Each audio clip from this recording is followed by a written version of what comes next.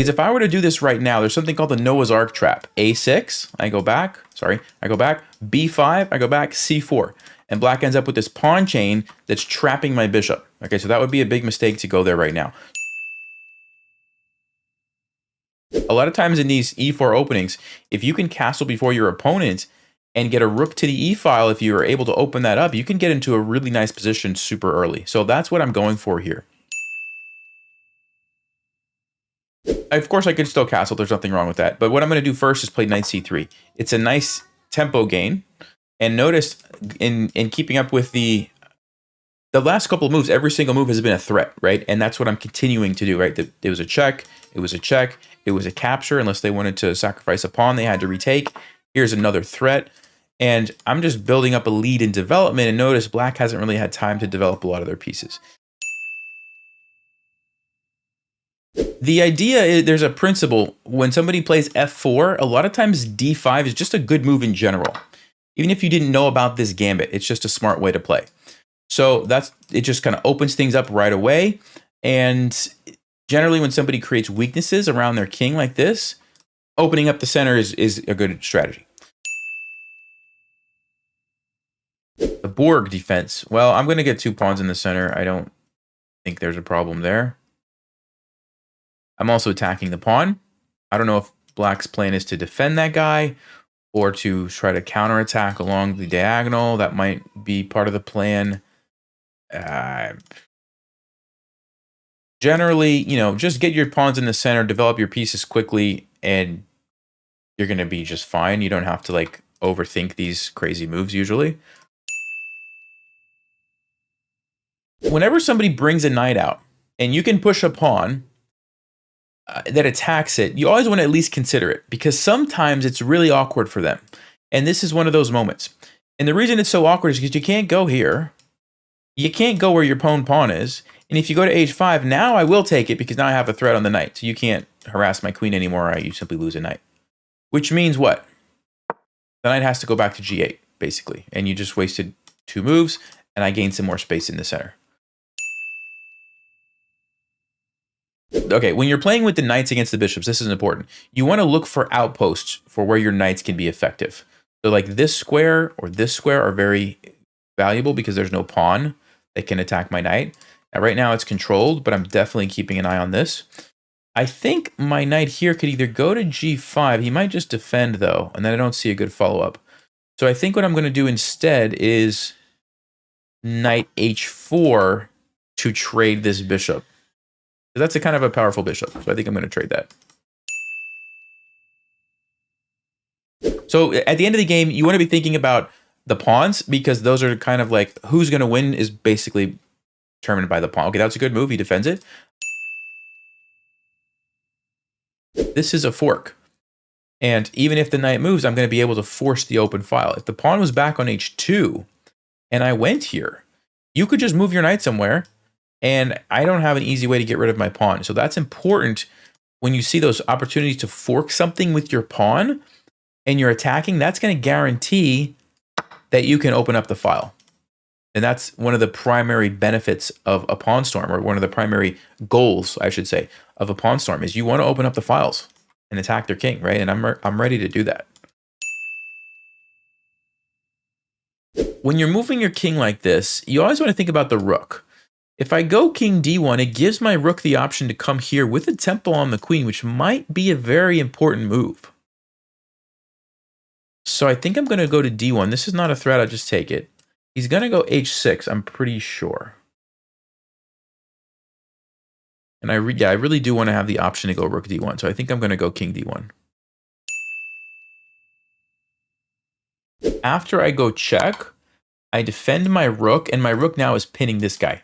And why is this so powerful? Okay, this is what you want to remember. Both of these pieces are essentially stuck for the moment. Ooh, okay, let me finish this train of thought, then we'll talk about why this is a mistake. So both of these are stuck because if you move the knight, your rook gets captured for free. If you try to move the rook, like let's just say you did push this pawn and try to move it, then I take your knight. So I'm essentially eliminating both of these pieces from the game by just having my rook on the back rank, which is amazing. This is a very common tactic. It's a deflection tactic. What is it? Well, it's rook h8.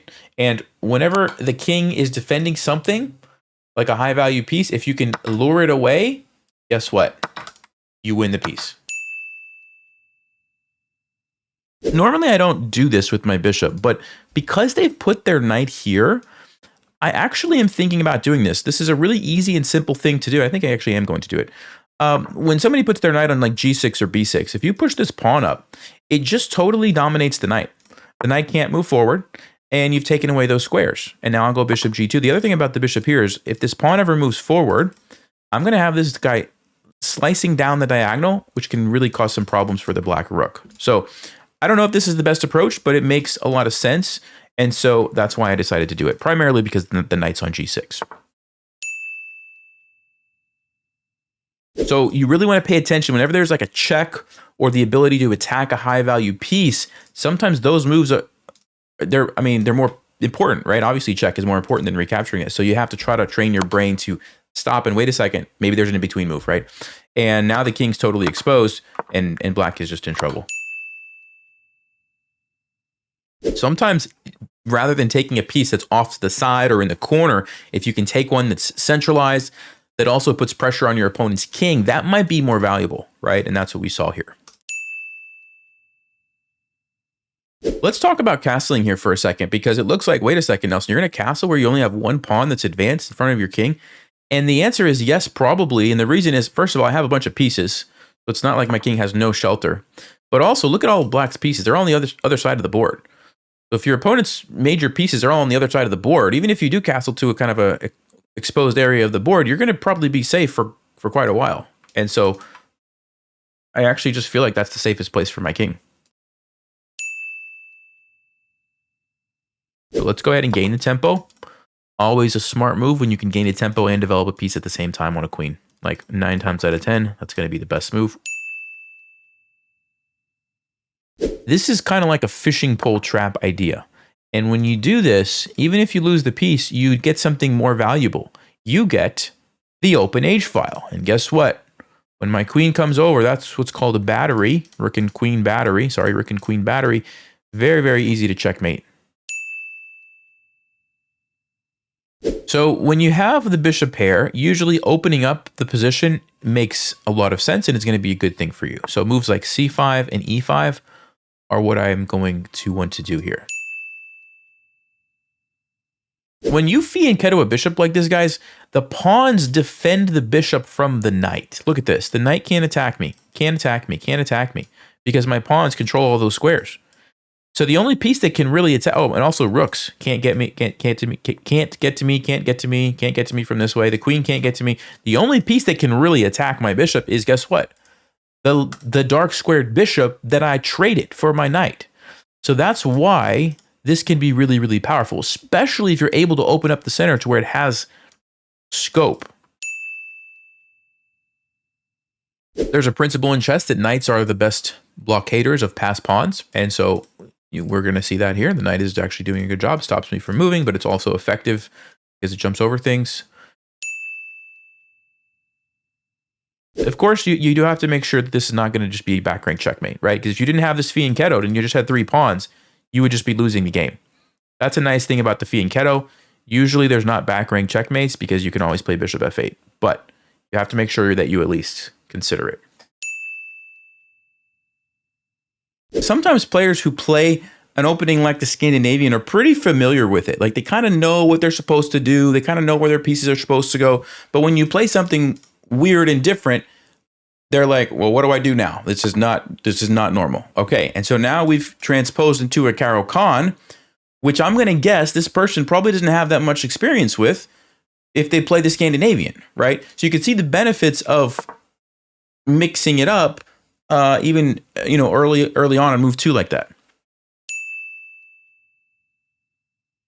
Just noticing like the bishop lined up on the rook, especially when the knight's not developed, that is a clue for me that like, hey, this is a serious threat. And so that's why I came up with this idea of, let me go here before I even worry about taking this. And then I also noticed knight c6, which is kind of an annoying fork. So I think knight d6 is probably the way to go here. A5 seems like a bad move. And the reason is, you're not developing your pieces. You're just making a random pawn move that really doesn't accomplish anything for you, right? Like, why would you play A5? I don't know. So how do you take advantage of that? Well, usually you develop quickly and then strike at the center at some point. General principle is you want to make sure you're developed before you start trying to create attacking, before you start attacking stuff and creating complications. So when you're trying to attack the king, the knight on f3 is usually a pretty good defender. And so if I can kick that away, all of a sudden you have some serious problems with like checkmate on h2, right? I mean, I got my bishop, I have my queen ready to come in somewhere. Lots of ways that I could attack it, right? And so just getting that knight to move is a good first step.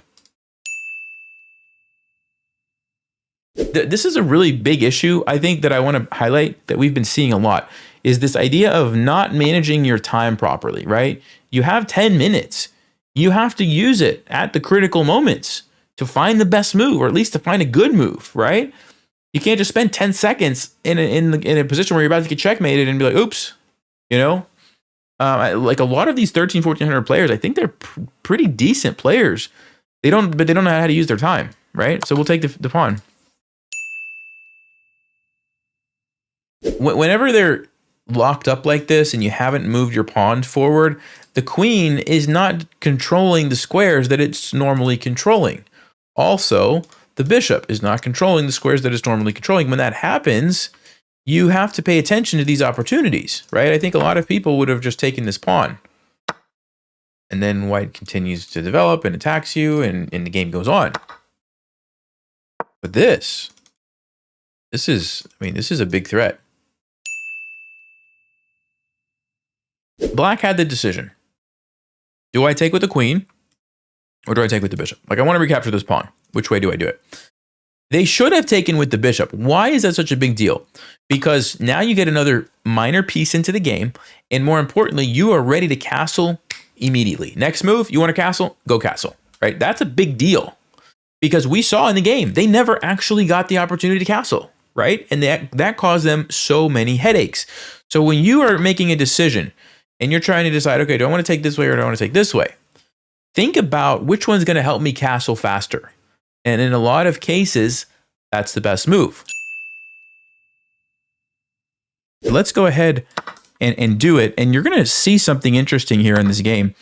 There's different ways to play chess besides just the pieces, right? Of course, yes, the pieces are worth certain points and you try to, not lose too many points.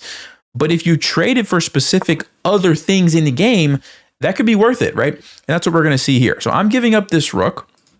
I'm getting rid of this powerful bishop, though, which means black has these permanent weaknesses, and I have the bishop to take advantage of it. I'm also going to have my queen on that diagonal to take advantage of it. So we're getting something in return. Another thing, I'm getting a lead in development. I have two pieces out. Look at black's pieces. They're all stuck on the back rank, like literally every single major piece. Taking was the best move. Stockfish agreed with me. Let's see. Takes, knight to d2. Okay, this is exactly what Stockfish would have done, and it says this is an advantage for white, believe it or not.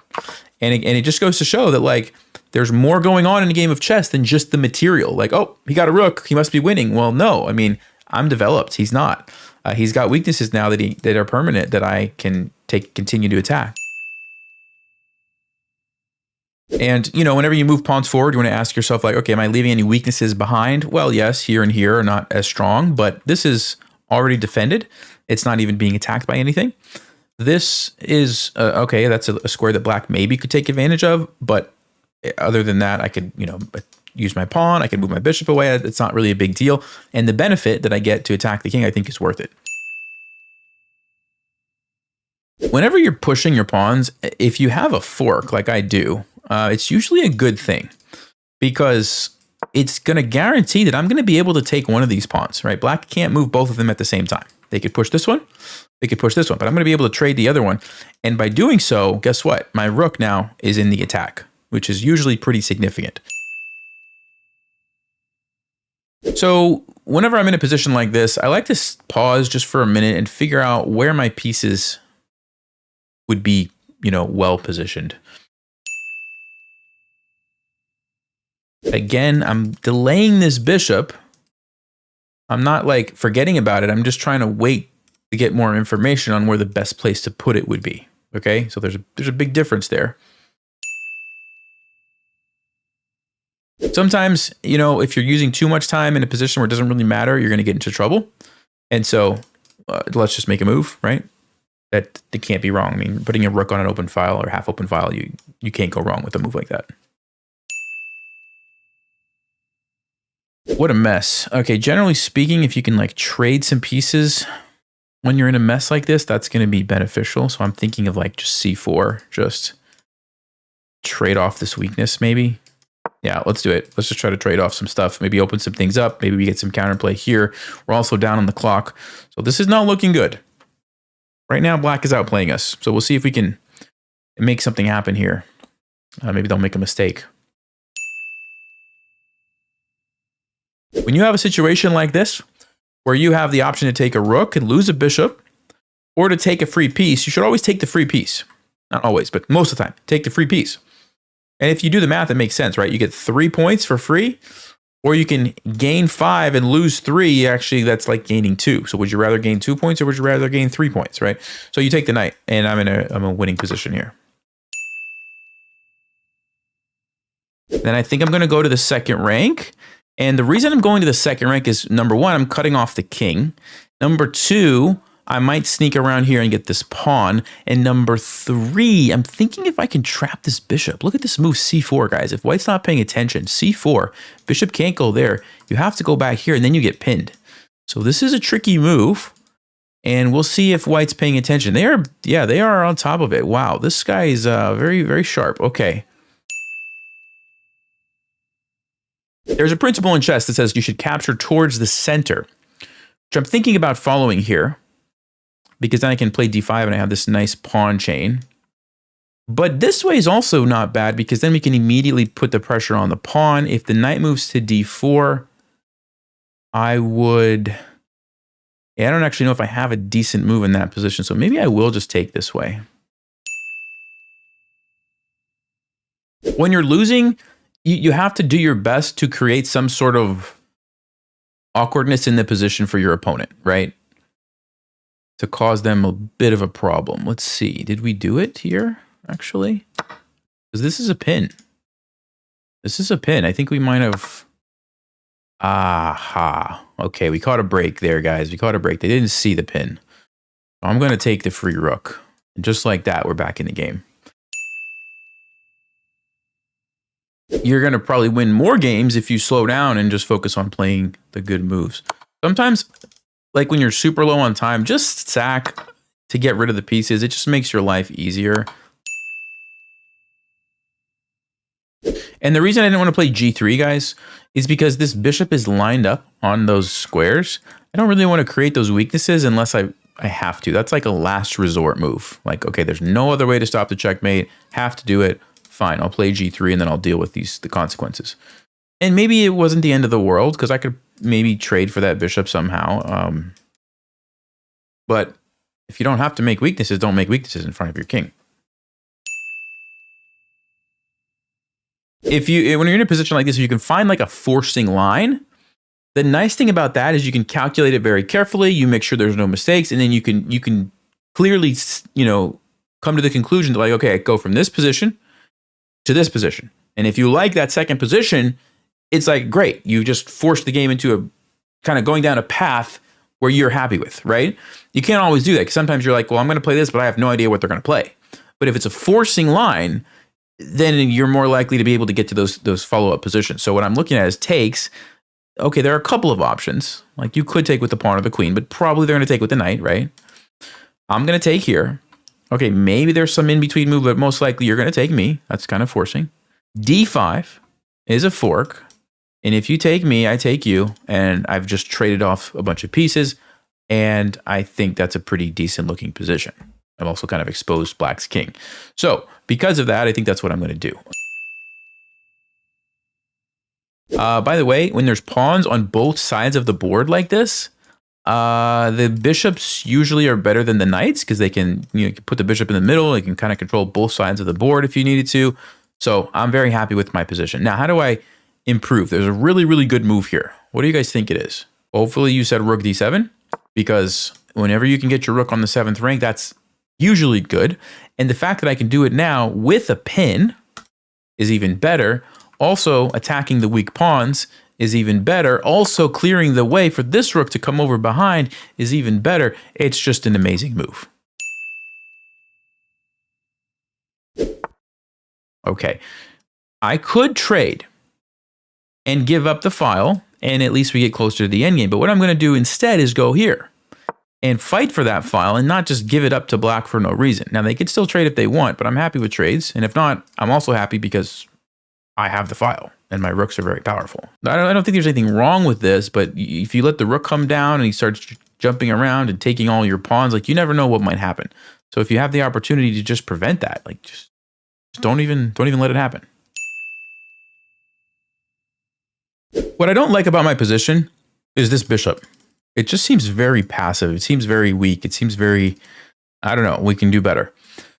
So how do I fix that? Well, bishop f3 would be a much better square, but my knight's in the way. So where can my knight go? Knight to g5, but after h6,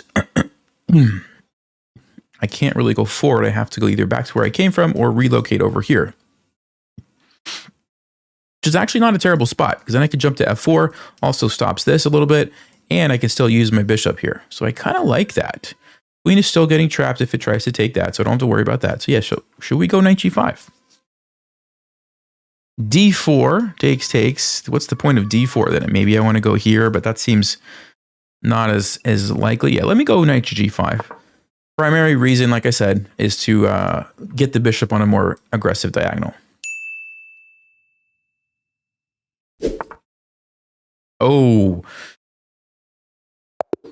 Oh, they saw it after they moved it. Did you guys see that one? Did you guys see that one? 97. That's what I was saying, right? Like, yes, you want to be thinking about, okay, what are my long-term plans? But if you blunder a piece along the way, the game just is basically over immediately, right? And that's what happened. I was just going to play 97. Game is over. So you got to be really, really careful. The pieces, not blundering pieces is obviously more important than the plans. I'm going to give you guys a little practical tip here, okay? Unless you're like 2400, in which case, if you're 2400, you would calculate this accurately, correctly. You would make sure, and then you would choose your move. And maybe you just take the pawn if nothing is working.